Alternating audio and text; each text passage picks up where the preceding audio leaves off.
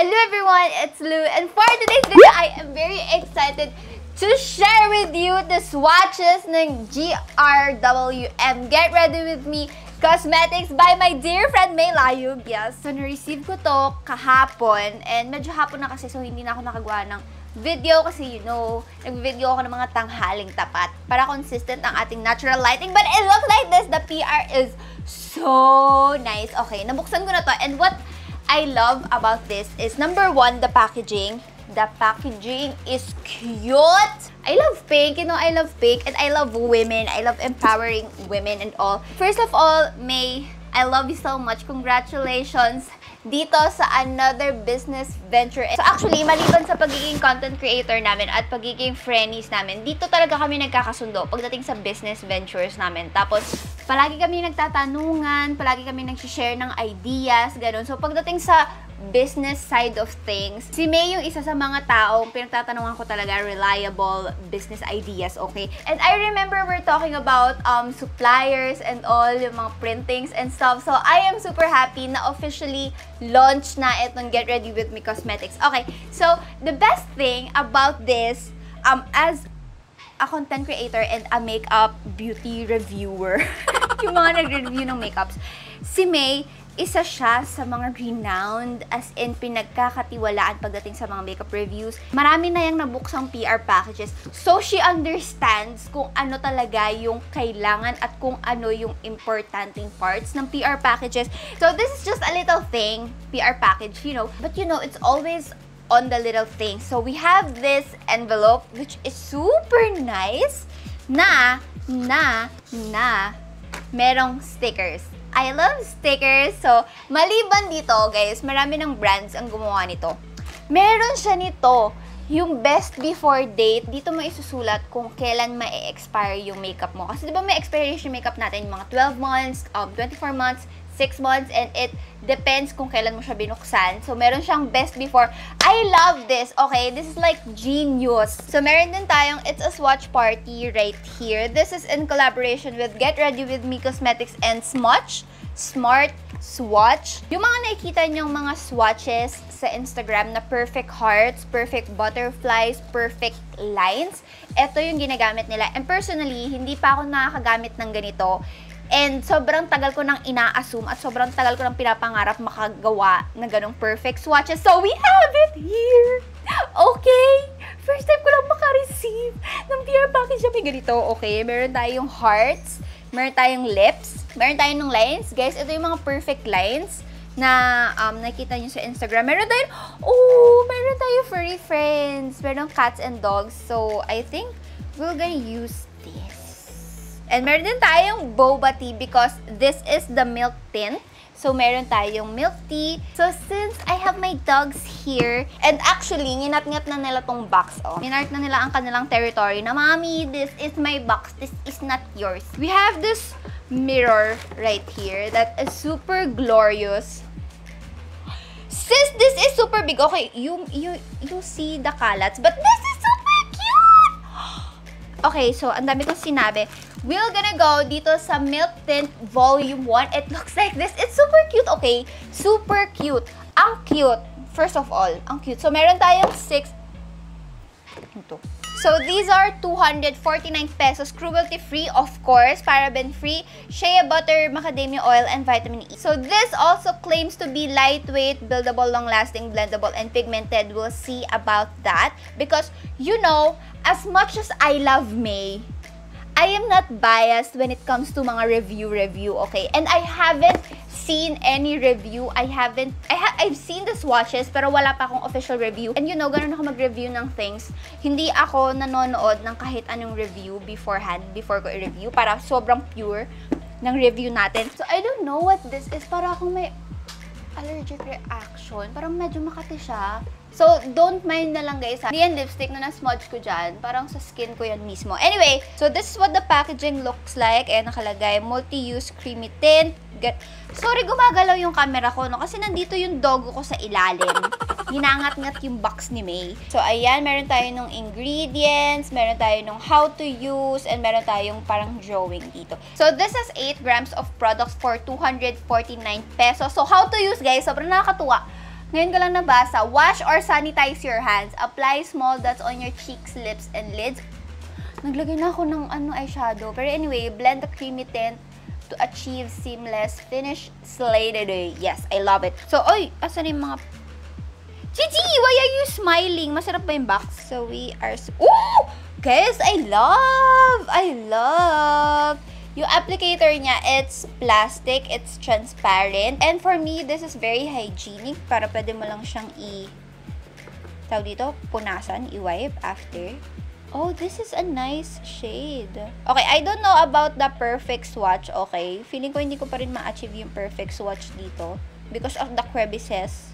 Charot. Okay, so I am done swatching everything and as you can see, it's so perfect, guys. Akala ko hindi ko siya ma-perfect, but it turns out, it's okay. So remember, yung stickers natin kanina na merong mga best before date, kada box, meron kang kasamang sticker na ito yung nakasulat, yung kung kailan mo siya binuksan. So, you'll know kung kailan siya mag-e-expire. I love this! Okay? I love, so far, packaging and all.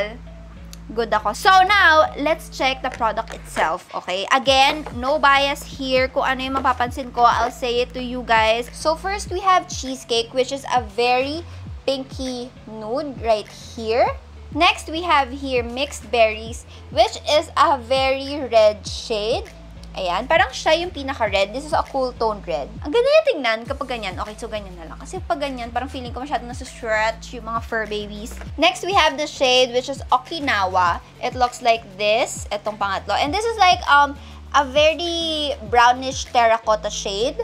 Hindi siya super terracotta, para siyang may pagka-brown pa. Next, we have 100% sugar, which looks like this. This is the brown shade. Ayan guys, para you can see. Next, we have Winter Melon. Super cute ng pangalan nito. So, this is Winter Melon. Meron siya pagka-terracotta peachy shade. Lastly, which looks like my favorite, this is Fruit Tea. And this is it, okay? Hindi na nagkasya dun sa aking stencil, so bilog na lang siya dito. So here's the swatch, and this is like the pink shade pagdating dito sa collection niya. So far, shade-wise, my favorites are these two sa baba, yung Winter Melon and yung Fruit Tea. So medyo mabigat yung kanyang salamin, hindi ko mabubuhat ng ganun, so ito na muna gagamitin natin, no? So, I'm gonna apply 2 dots muna sa aking cheeks. Okay, so first, I'm gonna use my fingers. Tingnan natin. Oh, gumagalaw din yung camera ko. Okay, so we are using my finger. And this is very pigmented, guys. This is 2 dots lang ito. And I'm just tapping this dito sa aking cheeks para ma-blend ko siya ng maayos. And mabilis lang din siya mag-blend. And it's very easy kahit i-tap mo siya. Hindi siya nagli-leave agad ng mark sa cheeks. See, very seamless yung pag-blend natin. Sa kabilang cheeks, I will use a brush na kinuha ko kanina na nawawala ko na ngayon. Ito. Got it. Again, 2 dots. There's a brush. And again, I'm just tapping it dito sa aking cheeks. Feeling ko masyadong over yung nalagay ko. Parang masyadong marami yung 2 dots for me. So, next time, tatry ko yung 1 dot lang. So, I'm just blending it pa para mag-disperse yung kulay. Kasi masyadong over yung nalagay ko kanina. Wala pa akong problem sa kanya so far. It's very pigmented. Madali siyang i-blend. So, for the lips, we are going on with the Fruit Tea. Okay, so applying this on my lips. Ooh, sobrang... Hindi siya creamy. Hindi siya makapal na creamy. Manipis siya, pero para siyang may oil feel. Okay? I'm kinda bothered by the taste. Hindi ko siya tinitikman, ha. If you know me, yung scent and yung formula ng lipstick, pag nagganto ka, parang yung espiritu niya papasok sa bibig mo. So, mararamdaman mo, di ba? Malalasahan mo and all. I'm a little bit bothered sa oily feel niya.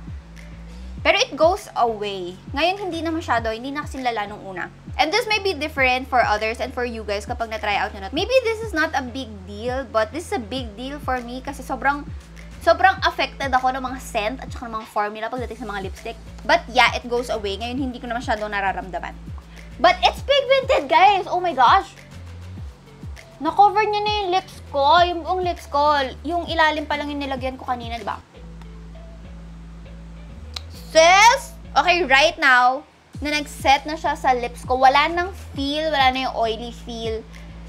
It's very lightweight. Yes, it's very lightweight. Okay, so dun sa claims, lightweight, buildable, long-lasting, blendable, and pigmented. Okay, check na sa akin yung lightweight, blendable, and pigmented. Doon na lang tayo sa buildable and long-lasting. Okay, so we're gonna build this up. Let's see.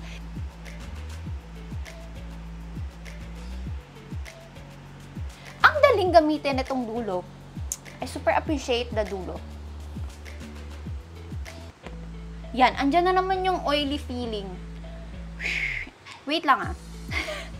Give me time. Hindi talaga ako mapakali dun sa oily. Okay, I'm okay na. So, it's buildable. Yes, dun na lang tayo sa long-lasting. Let's see kung gaano katagal to tatagal sa aking lips. And it transfers. So, I don't think this is mask-proof. But it's good. At saka yung fruity, kinakabahan pa ako kanina kasi it's pink. And medyo mahirap kasi yung pink na shade. It's like the nude shade. Pwede kang umitim at pwede kang maging fresh and glowy at pumuti kapag naglagay ka ng pink lipstick. And this is the freshness pink, okay? Hindi ako umitim. Hindi ako nagmukhang haggard. It's very... ang cute. Cute ko. So far, I'm loving everything. Doon na lang iti-text. What the hell? Okay, I'm just gonna retouch my makeup because I look haggard. Because sobrang init sa freaking Pilipinas. It's like an oven. So, this is the makeup that we have right now. Again, so far, yung negative pa lang na napapansin ko sa kanya, for me, personally, yung oily feel at saka yung oily feel. Ayun, yung oily feel niya sa lips kapag kaka-apply mo sa kanya. But, everything is good, okay? Doon na lang, check na lang natin yung longevity niya. Okay, right now, it's 2:42. I'm gonna check back later and we're gonna eat and we're gonna drink some things, some drinks, some food. And let's see kung long-lasting ba talaga siya. So, it is around 3:30 at kakatapos ko lang mag-lunch. Yes, yung lunch ko lang naman ay mga sandwich at saka uminom lang ako from a bottle kanina. And as you can see, nagstay pa rin yun sa mga outer parts. Actually, yung pinaka-gitna lang talaga yung nabawasan. But it doesn't really look like nabawasan siya ng a lot, okay? Parang konti pa lang yung nabawas. So, hindi ako magre-retouch. Iiwan ko to and I'll get back to you guys later ulit. Hi everyone! So, it's now 11:44 PM. Ngayon lang ako nakapag-update. Actually, nakalimutan ko na kasi ang dami kong in-edit and stuff. But, this is it on my lips. Hindi siya nag-stain. Meron na lang akong a little pero sobrang nasa outer rim na lang, like nasa frame na lang ng lips ko. And actually, yung formulation niya, to be honest, once na nilagay ko na siya sa lips ko, I know that it's not something na long-lasting kung kumain ka ng heavy meal. It really depends kung gaano ka kadalas kumain, kung gaano kalaki yung kinakain mo, kung matatamaan niya ba talaga yung buong lips mo, kung gaano karami inumin mo and stuff. It really depends on your activity, your eating and drinking activity for the day. So, ako, nakapag-lunch na ako, nakapag-dinner na ako, nakapag-snack na ako, nakainom na ako ng maraming tubig. So, ayan na siya ngayon. Wala na siyang natira.